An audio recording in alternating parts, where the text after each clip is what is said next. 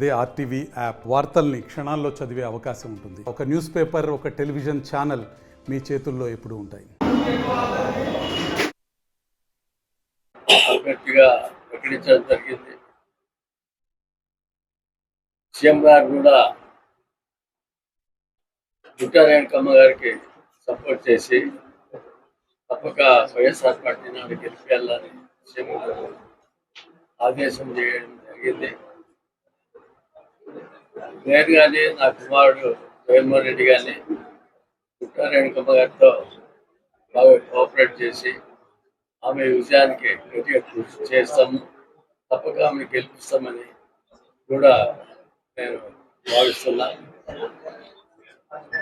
ఈ ఎలక్షన్స్లో ప్రతి గ్రామంలో కూడా మన వైఎస్ఆర్ నాయకులు తర్వాత వైఎస్ఆర్ గారి మేము సంక్షేమ పథకాల మీద ప్రజలు చాలా ఎక్కువ మంది ఉన్నారు. అందరు కూడా మొదటి కూడా ఇది వైఎస్ఆర్ అభిమానంతో ఉన్నటువంటి కాన్స్టిట్యున్సీ. మన ఎమ్మెల్యే పట్టణంలో కూడా ఇవాళ ఒకప్పుడు తెలుగుదేశం పార్టీకి ఓట్లు ఉన్నాయి, కానీ ఇవాళ ఆ ఓట్లన్నీ కూడా వైఎస్ జగనన్న గారి ఓట్లుగా మారిపోయినాయి. ఎందుకంటే సంక్షేమ పథకాలు పొందడం జరిగిన వాళ్ళు. దీనికి దృష్టాంతం ఏమంటే మొన్న జరిగిన మున్సిపల్ ఎలక్షన్స్ లో వైఎస్ఆర్ కాంగ్రెస్ పార్టీ అభ్యర్థులు